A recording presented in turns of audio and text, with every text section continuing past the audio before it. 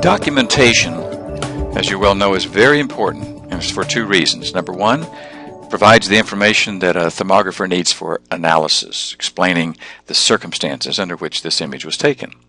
And then number two, it can protect you later if questioned about your conclusions. Someone might want to ask the question, well, what was the temperature inside and outside? And what room was this? What wall was that? What was the dew point? What was the relative humidity? So it's very important that you document your work. Now with the TIR camera, you'd take notes, you'd write it down. With the TIR1, you can actually record it as you go. You can take an image and then record for 60 seconds all the circumstances under which that image was taken. This annotation feature where you can record it, that's great. Many love it. How long can you record? 60 seconds per image. Now you might think that's not very long, but try it. In 60 seconds, you can say everything you need to say to describe where you are and what's the the different parameters, like I mentioned, the relative humidity, the dew point, the ambient temperature inside and outside, what room is it, and so all of that good information, we need it. And so the ability to record it really speeds up the process. The recording is saved and attached to the image so that you can play it back on the camera, or when you get your image on the software, the SmartView software, then you can actually play it back at that time too. Now think about this. 5 years from now, someone asks you a question about that image. You bring it up and you're wondering, well, what were the circumstances under which that was taken? Just play your recording back. You don't have to go looking for your notes or worry that you've lost it. So is that an advantage? Oh yeah, it's a huge advantage. But I want to emphasize again that either of these cameras can be used successfully to locate thermal issues found in buildings. The feature differences that I'm describing are merely to explain the cost differences and the advantages. And these extra features in the TIR1, that's not bells and whistles. Those are very practical features, and if it fits your budget, then you'll appreciate it and you'll use it. Now let's look at the accessories that come with your camera.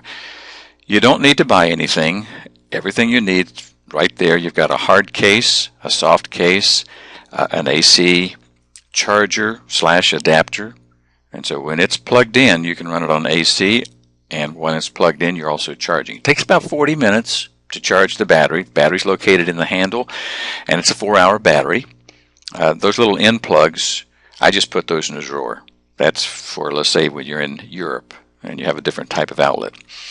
And then you'll notice that there's an SD card sitting there. That's a 2 gig card that comes with the camera. It's kind of overkill because it holds 1,200 images in the IS2 file format.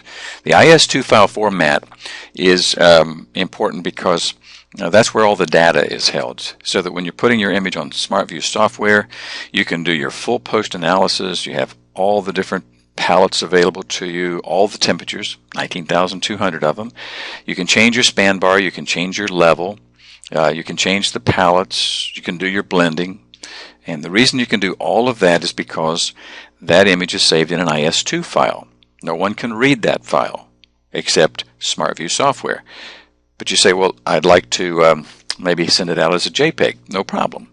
Once you've done your analysis and you've got your image looking the way you want it to look with the right palette and the span and all that, then you can export it. There's 5 different formats. There's JPEG, PNG, TIFF, GIF.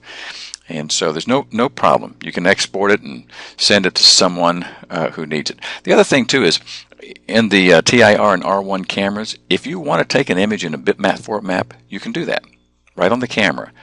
Let's say somebody's sitting there and the customer says, can you give me a copy of that image? And you say, sure.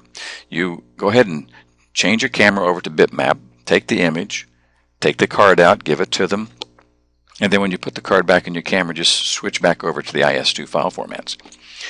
Also with this accessory package here, you'll see a DVD card or DVD that has some instructions on how to operate the camera, a little bit about the technology itself, the physics of infrared, and then they'll talk a little bit about the SmartView software.